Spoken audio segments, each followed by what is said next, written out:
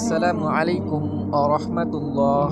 প্রিয় বন্ধুরা, সালাবাতুল আনসারী রাদিয়াল্লাহু তাআলা আনহু শয়তানের ওয়াসওয়াসায় সাইদ রাদিয়াল্লাহু তাআলা আনহুর সুন্দরী স্ত্রীকে একা পেয়ে তার সঙ্গে জেনায় লিপ্ত হলেন এবং পরে তার ভুল বুঝতে পেরে তওবা করার জন্য হযরত আলী, হযরত ওমর এবং সর্বশেষ মহানবী সাল্লাল্লাহু আলাইহি সাল্লামের দরবারে গিয়ে ঘটনা খুলে বললে তারা অনুতপ্ত হয়ে তাকে তাড়িয়ে দেয় এবং বলে, তোমার কোনো ক্ষমা নেই। পরবর্তীতে তিনি কিভাবে ক্ষমা পেলেন শুনলে আপনি কান্না করতে বাধ্য হবেন। আমি অনুরোধ করব এই ভিডিওটি অবশ্যই দেখুন, ঈমান তাজা হয়ে যাবে ইনশাআল্লাহ। সাইদ ইবনে আব্দুর রহমান ছিলেন মুজাহিদ সাহাবী। হিজরতের পর তিনি ও সালাবাতুল আনসারী রাদিয়াল্লাহু তাআলা আনহুর মাঝে সৃষ্টি হয় ভ্রাতৃত্বের সম্পর্ক। প্রিয় নবী সাল্লাল্লাহু আলাইহি সাল্লাম যখন তাবুক অভিযানে গেলেন তখন তার সাথে গমন করেছিলেন হযরত সাইদ ইবনে আব্দুর রহমান রাদিয়াল্লাহু তাআলা আনহু। আর সালাবাতুল আনসারী রাদিয়াল্লাহু তাআলা আনহু পেয়েছিলেন সাইদ রাদিয়াল্লাহু তাআলা আনহুর বাড়িঘর দেখাশোনার দায়িত্ব।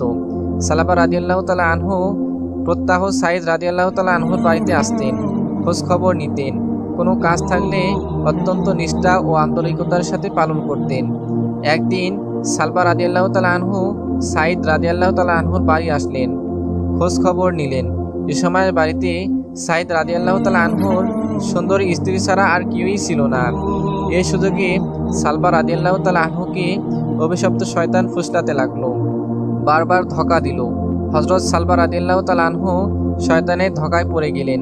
তিনি অগ্রপশ্চাৎ না ভেবে পর্দা সরিয়ে ঘরের অভ্যন্তরে প্রবেশ করলেন। অতঃপর সাইদ রাদিয়াল্লাহু তাআলা আনহুর স্ত্রীর হাত স্পর্শ করলেন। এই অপ্রত্যাশিত অস্বাভাবিক আচরণে সাইদ রাদিয়াল্লাহু তাআলা আনহুর স্ত্রীর বুক থরথর করে কেঁপে উঠল, শিউরে উঠল তার শরীর, বিবর্ণ হয়ে উঠল মুখমণ্ডল, চোখ দুটোতে ফুটে উঠল ভয়াত্মক ভাব।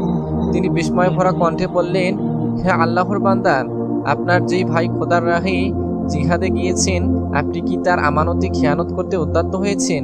এতটুকু কথা সালবা রাদিয়াল্লাহু তাআলা আনহুর অন্তরে ঝড়ের তাণ্ডব শুরু করলো। একটা অভূতপূর্ব আলোড়ন দোলা দিয়ে গেল তার হৃদয় মনে, কেঁপে উঠল অন্তরাত্ম। তিনি নিজের ভুল বুঝতে পারলেন। ভুল বুঝতে পেরে তিনি এক মুহূর্ত কাল বিলম্ব করলেন না, সাথে সাথে ক্ষমা ক্ষমা বলে চিৎকার করে সেখান থেকে বেরিয়ে এলেন। বারবার প্রচণ্ড আওয়াজে বলতে লাগলেন, ইলাহি, আমি পাপী, আমি গুনাহগার, তুমি ক্ষমাশীল, দয়াবান। ঘটনার কয়েকদিন পর রাসূল সাল্লাল্লাহু আলাইহি সাল্লাম তাবুক অভিযান শেষে সাহাবীদের নিয়ে মদিনায় তাশরিফ আনলেন।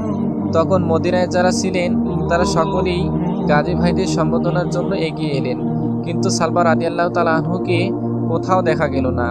তিনি ক্ষমা প্রাপ্তির আশায় পাগলের ন্যায় এদিক সেদিক উদ্ভ্রান্তির ন্যায় ঘুরতে লাগলেন। সাইদ রাদিয়াল্লাহু তাআলা আনহু বাড়ি এসে সব কিছু শুনলেন। সালবা রাদিয়াল্লাহু তাআলা আনহুর উপর চরম অসন্তুষ্ট হলেন, কিন্তু যখন তিনি ক্ষমা প্রাপ্তির ব্যাপারে তার নজিরবিহীন অস্থিরতার কথা শুনলেন তখন তার রাগ পড়ে গেল। তিনি ভাবলেন, শয়তানের ধোঁকায় পড়েই সালবা এমনটি করতে উদ্যত হয়েছিলেন, সুতরাং এখন তার অনুসন্ধান করা দরকার। সাইদ রাদিয়াল্লাহু তাআলা আনহু সালবা রাদিয়াল্লাহু তাআলা আনহুকে এখানে সেখানে সর্বত্র খুঁজে ফিরলেন। অবশেষে অনেক খোঁজাখুঁজির পর তাকে পেয়ে বললেন, ভাই সালবা, তুমি আমার সঙ্গে চলো, আমরা তোমাকে ক্ষমা করে দিয়েছি। সালবা রাদিয়াল্লাহু তাআলা আনহু বললেন, না, আমি এভাবে যাব না। যদি তুমি আমার হাতকে ঘাড়ের সঙ্গে বেঁধে সেই রশি ধরে আমাকে একটি অপমানিত গোলামের ন্যায় টেনে নিয়ে যাও, তবেই আমি যাব, অন্যথায় নয়। এরূপ করার কোনো প্রয়োজন নেই, তুমি আমার সাথে এমনি চলো। না, এভাবে আমি যাব না, যেতে পারি না, কারণ আমি যে মারাত্মক পাপ করেছি তার পরিণতি আমি দুনিয়াতেই ভোগ করতে চাই, আখিরাতে নয়। মাফ করে দিলে তো সেই পাপের ফল ভোগ করার কোনো প্রয়োজন থাকে না। তা অবশ্য ঠিক, কিন্তু আমি তোমার আমানতে হাত দিয়ে যে জঘন্য অপরাধ করেছি তার অপমানজনক শাস্তি ভোগ না করলে আমার অস্থির মন কখনোই শান্ত হবে না। অতএব আমাকে নিতে চাইলে আমি যেভাবে বলছি সেভাবে আমাকে নিতে হবে। সালবা রাদিয়াল্লাহু তাআলা আনহুর দৃঢ়তায় সাইদ রাদিয়াল্লাহু তাআলা আনহু বিপদে পড়লেন। শেষ পর্যন্ত অপরাগ হয়ে তিনি তাই করলেন। সালবা রাদিয়াল্লাহু তাআলা আনহু হাত ঘাড়ের সাথে বাঁধা অবস্থায় সর্বপ্রথম হযরত ওমর রাদিয়াল্লাহু তাআলা আনহুর কাছে পৌঁছালেন। বললেন, আমি এরূপ পাপ করেছি, আমার এই অন্যায়ের জন্য তওবার কোনো ব্যবস্থা আছে কি? ঘটনা শুনে ওমর রাদিয়াল্লাহু তাআলা আনহুর সুন্দর মুখমণ্ডল রাগে রক্তাক্ত হয়ে ওঠে। উজ্জ্বল দীপ্ত চোখ দুটোতে যেন বিদ্যুৎ চমকাচ্ছে। অধঃদংশন করেন তিনি। অবশেষে দাঁতে দাঁত পিষে বলেন, বেরিয়ে যাও এখান থেকে, আমার নিকট তোমার কোনো তওবার ব্যবস্থা নেই।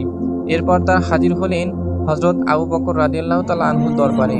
তার নিকট সমস্ত ঘটনা খুলে বলার পর তওবার পন্থা বাতলারও অনুরোধ করলে তিনি তা প্রত্যাখ্যান করেন। সেখান থেকে নিরাশ হয়ে তারা হজরত আলী রাদিয়াল্লাহু তাআলা আনহুর দরবারে পৌঁছালেন, কিন্তু তিনিও তাদেরকে নিরাশ করে ফিরিয়ে দিলেন। বললেন, আমার নিকট তোমার জন্য তওবার কোনো ব্যবস্থা নেই। তারপর সালবা রাদিয়াল্লাহু তাআলা আনহু এক বুক আশা নিয়ে দয়ার সাগর রহমাতুল লিল আলামিন